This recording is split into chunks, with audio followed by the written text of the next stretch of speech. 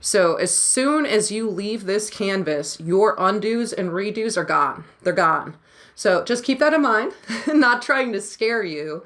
I just know that this has happened to me before, and it's super frustrating, and it can really be upsetting.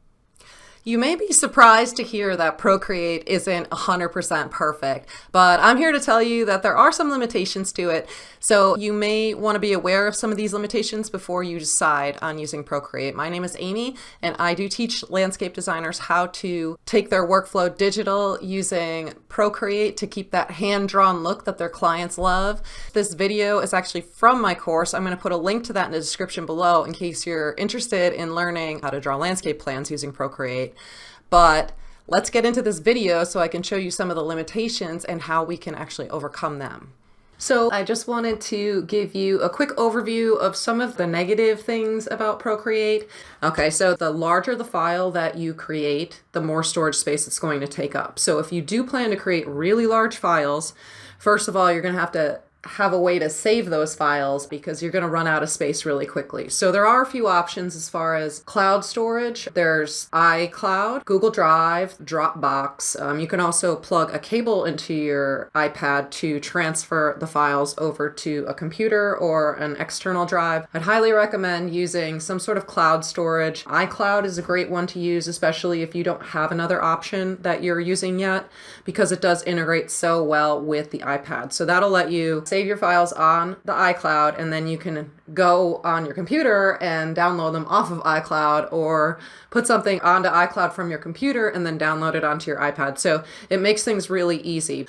The other thing is that the RAM of your iPad controls how many layers you can actually have within a particular document.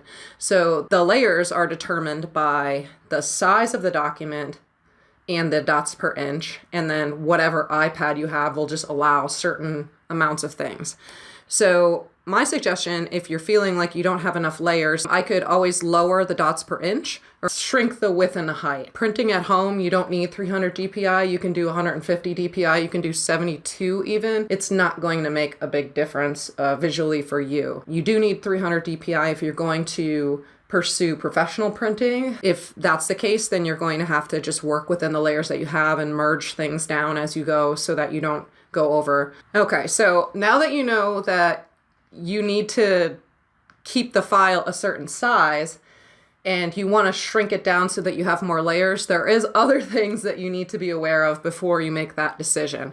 So one of those things is that you can't really shrink or expand files within Procreate. Procreate's what they call a raster program. There's raster and there's vector.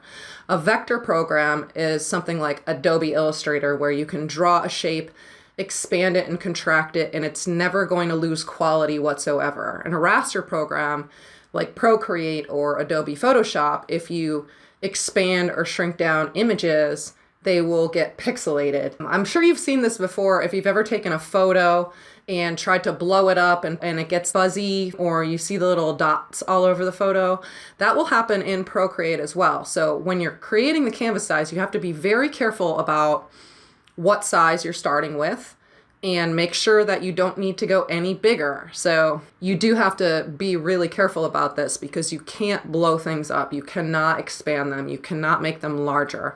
So I have a circle here, and I just wanted to give you a little example of this. So when you zoom in here, you can see that it looks fine. It's clear. So if I take my move tool and I shrink this down to just a little tiny circle, you can't really tell, but if I do zoom in, you see the pixelation here. Just by shrinking the file down, it got pixelated.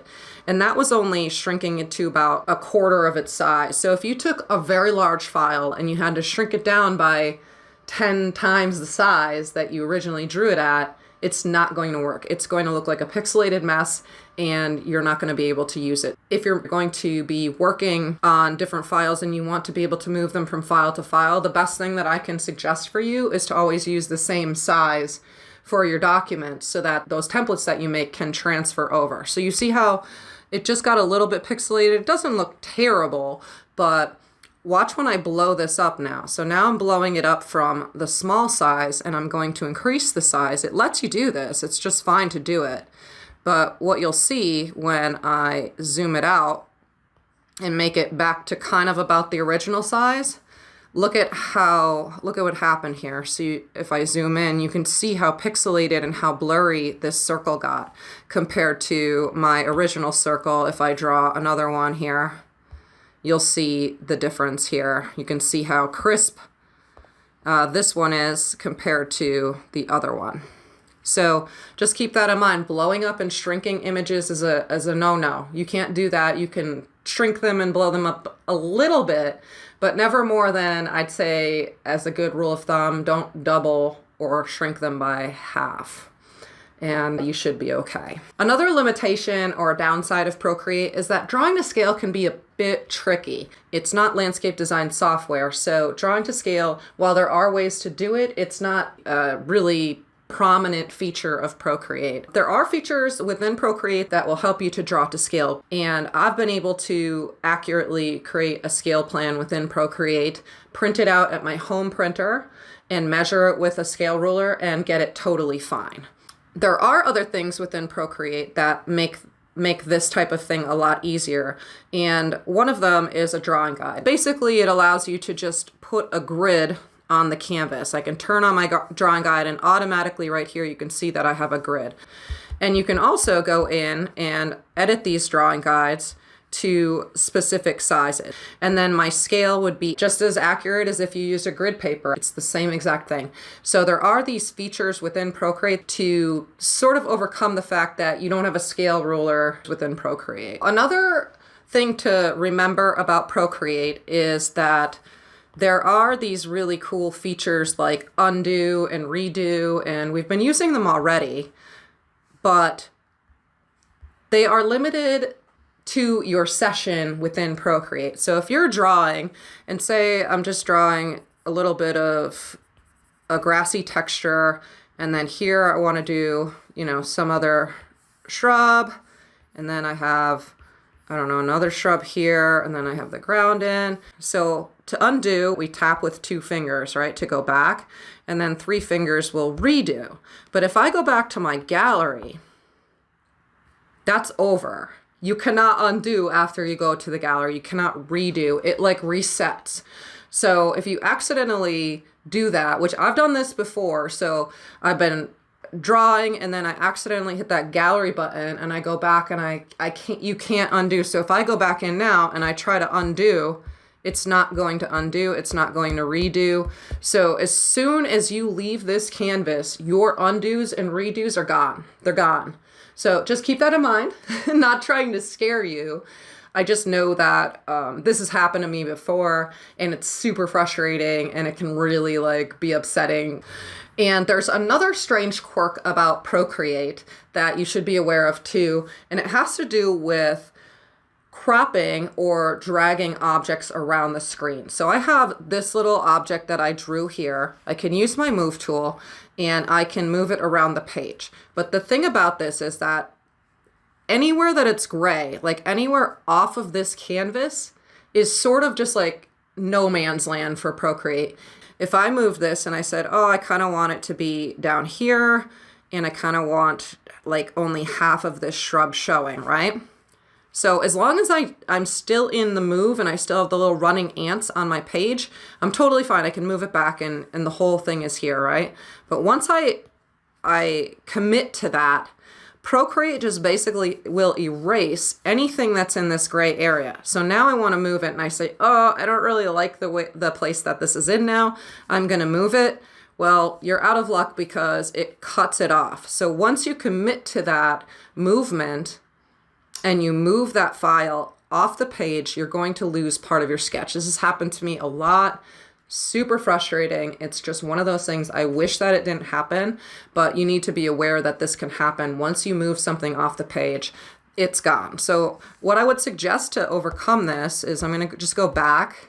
You can hit the back shortcut with your 2 fingers. But another thing that I've started doing is if I have this object and I love this drawing, it's the most amazing drawing and I really don't want to lose it. So what I would do, I would go into my layers, I would swipe to the left, and I would duplicate this layer. And then I would hide, or I would probably rename this one as, I'll call it Orig. And then I'll just hide it and I'll just leave it in my layers panel. So that way I can take layer 1, I can move this, I could put it over here, I can select that and I can say, okay, that looks good. And then later, you know, I have 20 other things I've drawn and I go back and I want to just shift this over and I can't. It's super frustrating. So at that point, you could always go back into your layers, hide that one and show your original. And again, if you're going to move the original again, I duplicate it again and just to avoid getting it cropped off. So I've made those mistakes and I just really would hate to see it happen to you. So just be very careful if you're going to move any kind of drawing and shift it off the page in any way, shape, or form. Make a copy of it first. Save that copy as the original or save it in a whole new document if you need to. Like whatever you need to do to keep your drawing safe, I would suggest definitely doing that. With this crop and resize tool, it's the same situation. So whether you're dragging the photo off the screen or just cropping your canvas, once you crop, that's it. That's all you have left. So just be very careful of those things. And I think most of these problems, once you know that that's an issue, you can work to avoid it. And then there's other issues on this list that have very easy workarounds and easy fixes that you don't need to worry about so much. But these are the main things that I see and the main problems I've come across.